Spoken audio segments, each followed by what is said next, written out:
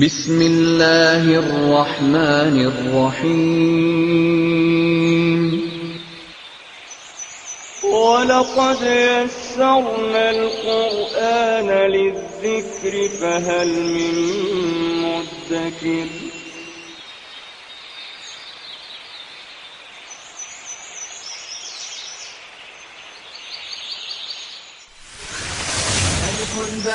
تاء ثاء جيم حاء خاء دال ذال راء زال سين شين صاد ضاد طاء عين غين فاء قاف كاف لام ميم نون هاء واو ياء ياء هذه حروف الهجاء.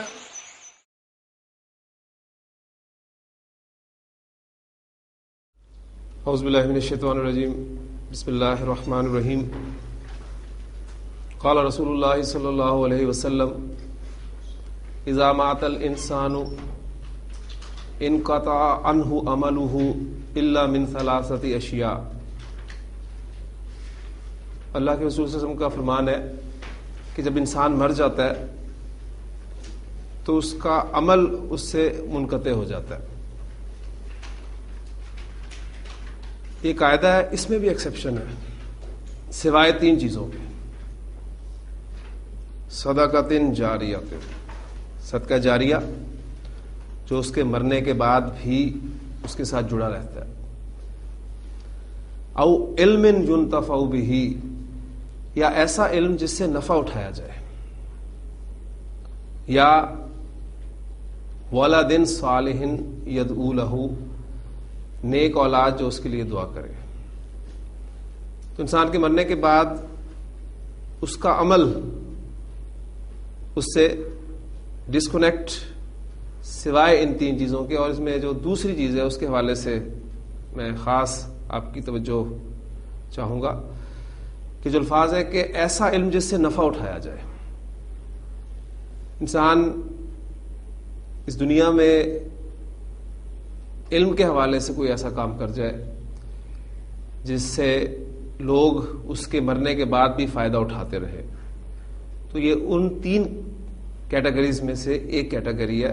اور اس کا ذکر خاص طور پہ میں نے اس لیے کیا ہے کہ میں نے آپ سے پہلے بھی کہا تھا کہ یہاں پر میں آپ کے سامنے جو کچھ بیان کرتا ہوں یہ ہمارے بزرگوں، ہمارے اساتذہ، ان کی محنت ہے.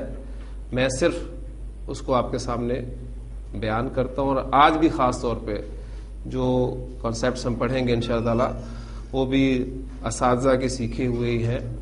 وہ خاص طور پہ میں آپ کے سامنے رکھوں گا کہ ان کو میں نے دیکھا یہ کرتے ہوئے، وہ میں آپ کے سامنے بیان کر رہا ہوں. انشاءاللہ تعالی آپ میں سے کچھ لوگ نکلیں گے، اس کو سیکھیں گے اور اس سلسلے کو لے کر جاری کر دیں گے، اور یہ میرے لیے بھی اور آپ کے لیے بھی آخرت میں کامیابی کا ذریعہ بنے گا. اللہ تعالیٰ عمل کی توفیق عطا فرمائے.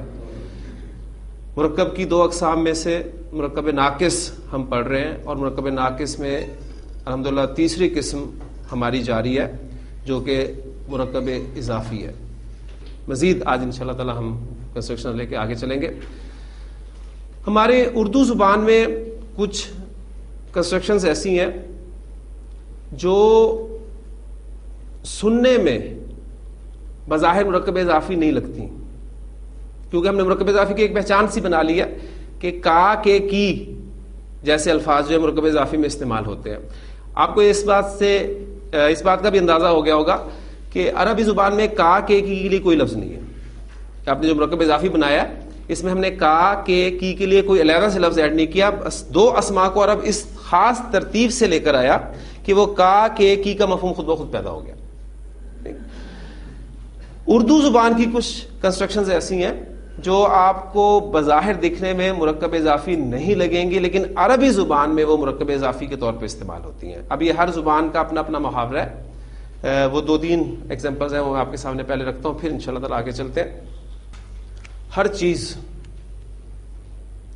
اب یہ آپ کے سامنے ایک اردو کا مرکب ہے.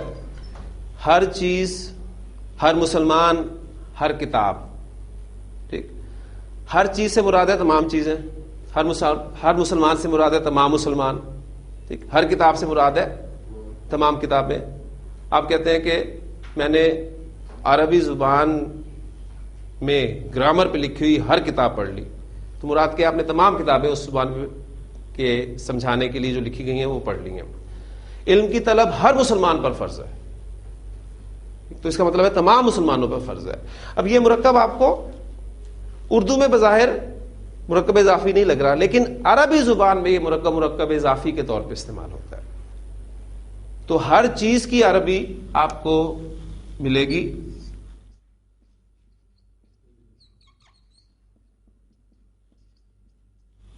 کل شیء, آپ پڑھتے ہیں اللہ ہر چیز پر قادر ہے, تو کیا الفاظ آتے ہیں؟ اللہ علی کلی. اب وہ کلو حالت جر میں جائے گا, کلی بن جائے گا, تو اللہ علی کل شیء قدیر. تو یہ مرکب جو ہے آپ نے یاد رکھنا ہے کہ ہر چیز, ہر مسلمان, ہر کتاب, جب بھی ایسا میں مرکب بولوں تو آپ نے اس کو مرکب اضافی عربی زبان کے اعتبار سے ٹریٹ کرنا ہے. پھر اسی طرح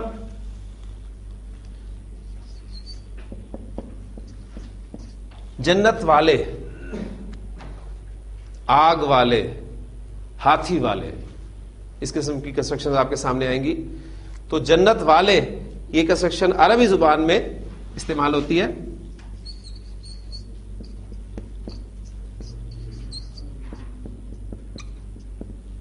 اصحاب الجنتی,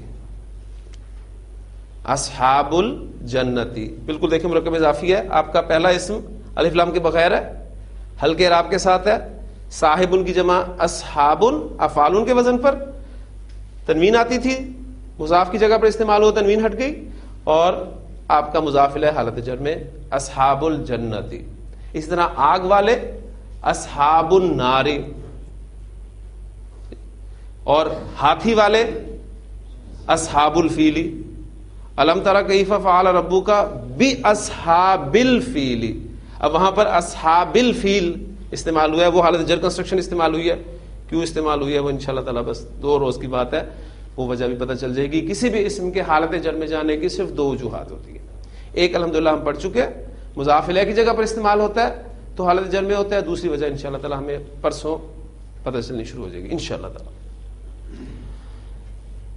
2 کنسٹرکشن ہوگی. ایک اور خاص چیز بتانا چاہتا ہوں میں آپ کو. عربی زبان میں کل 6 الفاظ ایسے ہیں کہ وہ الفاظ جب مضاف استعمال ہو کر آتے ہیں, کسی ترکیب میں مرکب اضافی مضاف کے طور پر استعمال ہوتے ہیں, تو ان کا اعراب ذرا ایک مختلف طریقے سے ظاہر کیا جاتا ہے. کل 6 اسماء ہیں عربی زبان میں. اب میں ابھی آپ کو ان کا نام بتا کر آپ کے ذہن پہ کوئی مزید بوجھ نہیں ڈالنا چاہتا, ہم بالکل آسان طریقے سے اس کو لے کے چلیں گے. ٹوٹل 6 اسماء ہیں, بس آپ نے یہ ذہن میں رکھنا ہے. 6 اسماء ہیں جن کو اگر مرکب اضافی میں استعمال کیا جاتا ہے تو ان کا اعراب خاص انداز سے ظاہر کیا جاتا ہے. ان میں سے 4 اسماء قرآن مجید میں استعمال ہوئے, تو 2 کا ہمیں فائدہ ہو گیا. صرف 4 اسماء ہمیں دیکھنے ہوں گے, اور وہ 4 اسماء میں سے 3 اسماء تو ایسے ہیں جن سے آپ بخوبی واقف ہیں. ایک اسم ہے ابن, باپ کو کہتے ہیں عربی زبان میں, ابن. ایک اسم ہے اخن, بھائی کے لیے لفظ استعمال ہوتا ہے. تو یہ 2 الفاظ ان سے تو آپ بخوبی واقف ہیں, ابن, اخن. اب جب ہم ان کی مختلف اعرابی حالتیں لکھیں گے تو حالت رفع میں یہ ابن ہوگا, حالت نصب میں ابن ہو جائے گا. ٹھیک ہے, سورہ یوسف میں لفظ استعمال ہوا ہے ابن, ابن, اور حالت جر میں استعمال ہوگا ابن, بالکل اسی قاعدے کے تحت جس طرح ہم کرتے آئے. اخن ورڈ جو ہے یہ, اس کی حالت نصب اخن استعمال ہوگی, یہ بھی سورہ یوسف میں استعمال ہوگا. اخن حالت جر ہوگی.